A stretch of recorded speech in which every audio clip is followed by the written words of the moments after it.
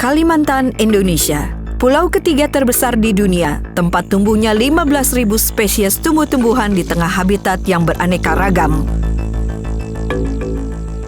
Masyarakat adat di sana, orang Dayak, tergantung pada hutan untuk kesejahteraan jasmani dan rohani mereka.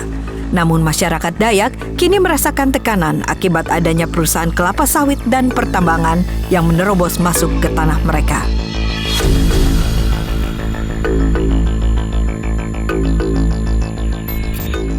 Satu komunitas Dayak kini mulai melindungi dan memelihara hutannya, serta memperbaiki kerusakan yang disebabkan pertambangan dan konsesi perkebunan kelapa sawit. Mereka memperbarui kembali sumber daya yang ada di dalam hutan, yang memberikan dukungan yang diperlukan agar anak-anak dan budaya mereka dapat terus bertahan. Menurut saya, hutan itu sangat penting.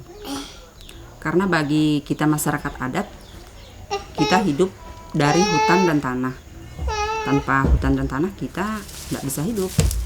Kita masyarakat adat adalah berkehidupan secara turun-temurun tidak terpisah dari hutan dan tanah.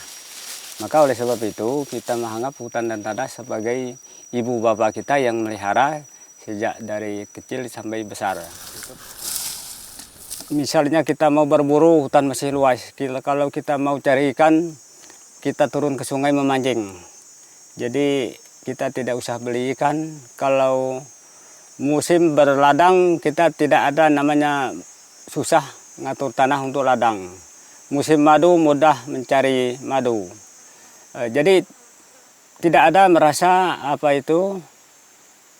bermasalah dalam mengatur kehidupan sehari-hari. Kerjaan sehari-hari ya bikin ladang, habis itu tanam padi, tanam karet, tanam singkong, pisang, sayur-sayur untuk makan hari-hari. Kami kan nggak ada usaha yang lain, itu aja kerjaan. Dalam 20 tahun terakhir, Muara Tae sudah kehilangan lebih dari setengah tanah dan hutannya. Semakin sulit untuk mendapatkan mata pencaharian dari hutan, karena kepentingan komersial mulai beroperasi di daerah sekitar dan menebangi hutan untuk pertambangan batu bara atau produksi kelapa sawit. Masalahnya kita telah dihadiri oleh beberapa perusahaan yang berinvestasi di wilayah Muara Tae sehingga menimbulkan kerusakan lingkungan di wilayah adat. Merupakan kerusakan air sungai, hutan, wilayah jadi sempit, binatang buruan menjadi hilang, dan segala kebutuhan masyarakat adat sehari-hari sangat berkurang dari sebelumnya. Kemudian kita mengalami kesempitan lahan. Karena sekian banyaknya perusahaan yang berinvestasi ini, semua dia mengambil lahan masyarakat.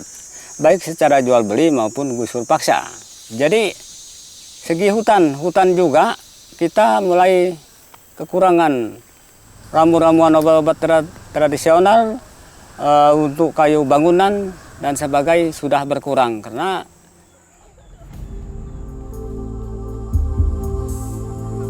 air bersih yang dulunya ada di hadapan mereka kini berjarak 1 kilometer.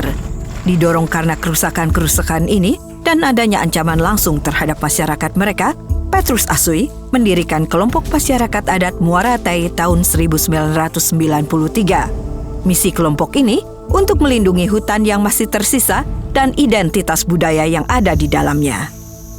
Bibit-bibit spesies pohon yang hampir punah kini ditebarkan. Sejumlah di antaranya bibit pohon yang hanya tumbuh di daerah itu.